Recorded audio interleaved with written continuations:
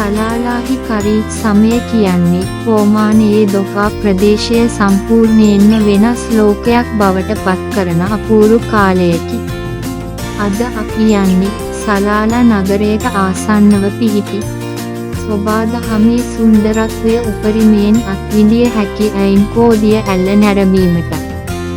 කහරීත් සමයේදී දොෆා කඳුකරය මීදුමෙන් වැසී යන අතර වියලි කඳුකර භූමිය කොළ පැහැති මනරම් තනබිම් බවට පත්වේ. කඳු අතරින් ගලා යන ජල දහරා, තෙතබරිත මාර්ග, කොළ පැහැති ගස්වැල් සහ මීදුමෙන් වැසුණු කඳු මුදුන් මෙම ප්‍රදේශයට අමතක නොවන සුන්දරත්වය කෙට් කරයි. අපි සලාලා නගරයෙන් පිටත්ව අයින්කෝ දෙසට ගමන් කරන විට මාර්ගයේ දෙපස දකින්න ලැබෙන්නේ කහරීත් සමයේදී ජීවය ලබන සුන්දර පරිසරයකි. මීදුම අතරින් ඉහළට නැගෙන කඳු පන්ති, කොළ පැහැයෙන් වැසුණු බර්න් සහ වනාන්තරයක් මැදින් ගමන් කරන වංගු සහිත මාර්ග. ගමනම විශේෂ අත්දැකීමක් බවට පත් කරයි.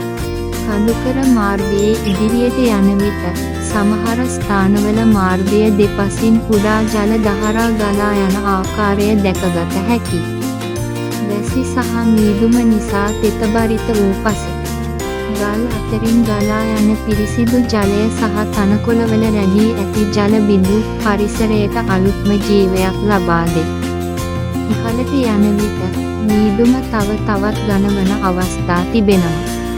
සමහර වෙලාවට අප ඉදිරියේ ඇති කඳු පවා මීදුම තුල අතුරුදන් වී යනවා වගේ පෙනෙනවා. තවත් මොහොතක සුළඟත් සමග මීදුම තරමක් ඉවත් වූ විට දුරින් දිස්වන කඳු පන්ති අපට දැකගත හැකියි.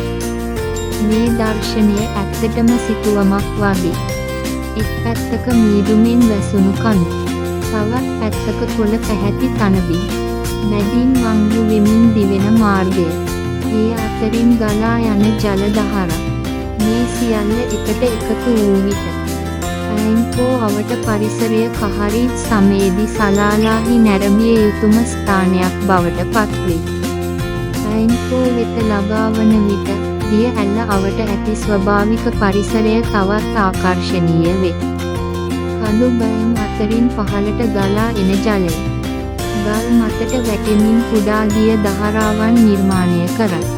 වැසි වැඩි කාලවලදී ජල ප්‍රමාණය වැඩිවීම නිසා මෙම ස්ථානයේ සුන්දරත්වය තවත් වැඩි වේ. දිය ඇල්ල අවට ඇති තනබිම්වල කහරීත් සමයේදී විවිධ ශාක සහ තනකොළ වේගයෙන් වර්ධනය වේ.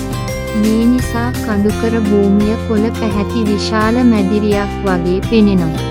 මීදුමෙන් වැසුණු කඳු සහ කොළ පැහැති තනබිම් අතරින් ඇවිද යන විට නගරයේ කාර්යබහුල ජීවිතයෙන් සම්පූර්ණයෙන්ම ඈත් වූ බවක් දැනෙනවා.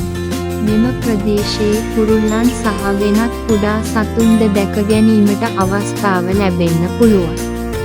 විශේෂයෙන්ම උදෑසන සහ සවස වැනි නිහඬ වේලාවල ගස් අතරින් ඇසෙන කුරුල්ලන්ගේ හඬ, ගලා යන ජලයේ ශබ්දය සහ සුළඟේ හඬ මෙම ස්ථානයේ ස්වභාවික සංගීතය බවට පත්වේ. සමහර අවස්ථාවලදී දොහා ප්‍රදේශයට ආවේනික ඔරික්ස් සහ කඳුකරයේ සැරිසරන වෙනත් සතුන් ගැනත් අවධානයෙන් සිටිය හැකියි. එහෙත් වන සතුන්ට බාධා නොකර ආරක්ෂිත දුරකින් නිරීක්ෂණය කිරීම ඉතා වැදගත්. අයින්කෝ වෙත සංචාරයක් සැලසුම් කරනවා නම් කහරීත් සමය සාමාන්‍යයෙන් වඩාත් සුන්දර කාලයක්. එම කාලයේදී කාලගුණය සලාලා නගරයට වඩා සිසිල් සහ සුවපහසු බවක් දැනෙන්න පුළුවන්. නමුත් මීදුම්, වැසි සහ තෙතමනය නිසා මාර්ග තෙත් සහ ලිස්සන සුළු විය හැකි බැවින් රිය පැදවීමේදී සහ ඇවිදීමේදී සැලකිලිමත් විය යුතුය. විශේෂයෙන්ම දිය ඇල්ල ආසන්නයේ ගල් මත ඇවිදින විට ඉතා ප්‍රවේශමෙන් යන්න. තෙත් ගල් ඉතා ලිස්සන සුළු විය හැකියි. කුඩා දරුවන් සමග පැමිණෙනවා නම් ඕම් නිරන්තරයෙන් අධීක්ෂණය කිරීම වැදගත්. ස්වාභාවික ජල දහරා සහ දිය ඇලි අසල ජලයේ ගැඹුර වෙනස් විය හැකි නිසා ආරක්ෂිත ස්ථානවල පමණක් රැඳී සිටීම වඩාත් සුදුසුය. අයින්කෝ ගමනේ තවත් සුන්දර දෙයක් තමයි ගමන් කරන අතරතුර නතර වී දොපා කඳුකරයේ විශාල දර්ශන නැරඹීම. මීදුම අතරින් දුරින් දිස්වන කඳු පන්ති, ඒවා අතරින් විහිදෙන කොළ පැහැති නිම්න සහ පහළින් දිස්වන මාර්ග. ඡායාරූප ගැනීමටත් වීඩියෝ කිරීමටත් අපූර්ව පසුබිම් නිර්මාණය කරයි. කරීත් සමයේදී සලාලාහි සංචාරය කරන කෙනෙකුට අයන්කෝ යනු දිය ඇල්ලක් පමණක් නොවේ. එය කඳු, මීදුම, තනබිම්, වනාන්තර, ජල දහරා, කුරුල්ලන් සහ සොබාදහමේ නිහඬ සුන්දරත්වය එකම ස්ථානයක අත්විඳිය හැකි අපූර්ව සංචාරක අත්දැකීමකි. ඒ නිසා ඔබ සලාලා වෙත කරීත් සමයේ සංචාරයක් සැලසුම් කරනවා නම් අයන්කෝ ඔබේ සංචාරක ලැයිස්තුවට ඇතුළත් කරගන්න.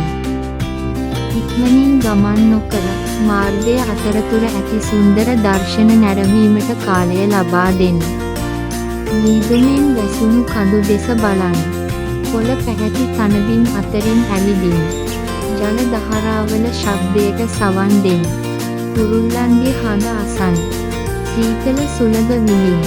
අවසානයේදී අයන්කෝ අපට මතක් කර දෙන්නේ සොබාදහමේ සුන්දරත්වය විඳීමට සෑම විටම විශාල නගරයක් හෝ සුඛෝපභෝගී ස්ථානයක් අවශ්‍ය නොවන බවත්. මීදුමෙන් වැසුණු කඳුකරයක්, කොළ පැහැති තනබිමක්, ගලා යන කුඩා ජල දහරාවක් සහ නිහඬ වනාන්තරයක් වුවත් අපගේ මතකයේ සදාකාලිකව රැඳෙන සුන්දර අත්දැකීමක් බවට පත්විය හැකියි.